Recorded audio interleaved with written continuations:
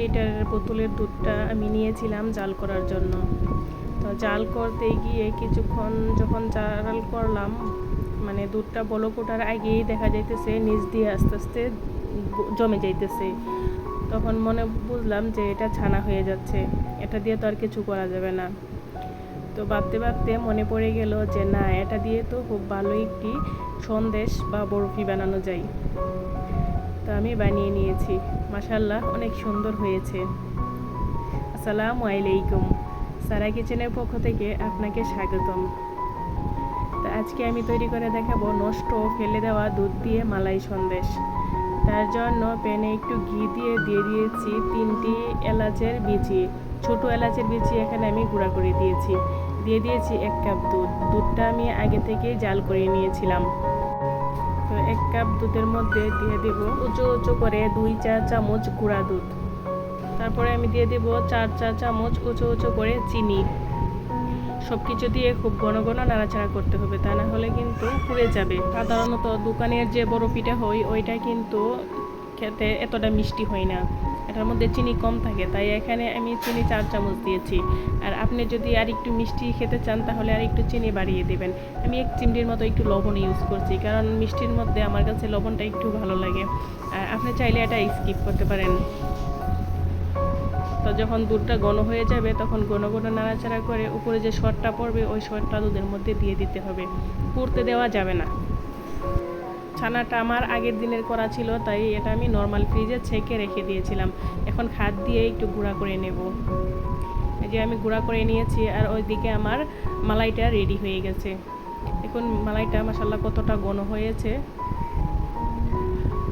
তো এ পর্যায়ে আমি দিয়ে দেব ছানা।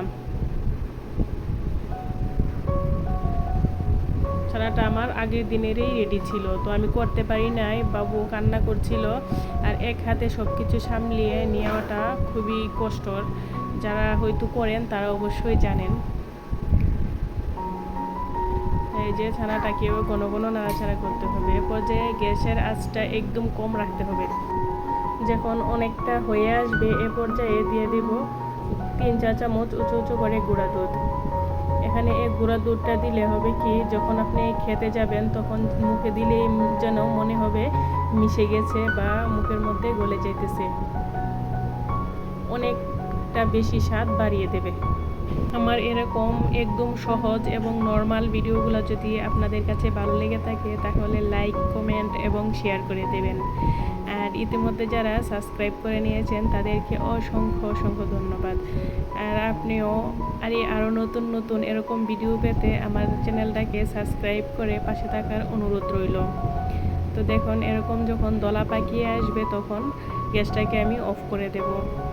এই যে জমে যাইতেছে, তো গ্যাসটাকে অফ করে দিয়ে আমি আরও কিছুক্ষণ নাড়াচাড়া করে একটা বাটির মধ্যে আমি জমতে দেব।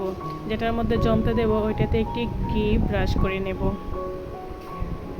যদি আপনার ছানা জমার মতো মোল্ড থাকে তাহলে ওইটার মধ্যে জমিয়ে নেবেন। আমার এখানে মোল্ড ছিল না, সেই কারণে আমি একটা প্লেটের মধ্যেই জমিয়ে নিতেছি।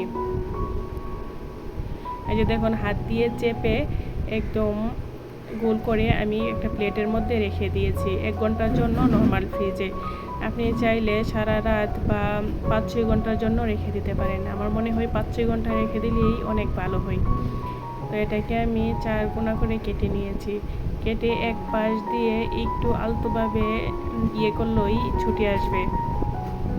এই যে দেখুন মাশাআল্লাহ অনেক সুন্দর করে ছুটে আসছে। আমি খুব তাড়াতাড়ি করেছিলাম, এই জন্য মনে হয় একটু কম জমেছে। আর আপনি যদি সারা রাতের জন্য বা 10-12 ঘন্টা রেখে দেন তাহলে দেখবেন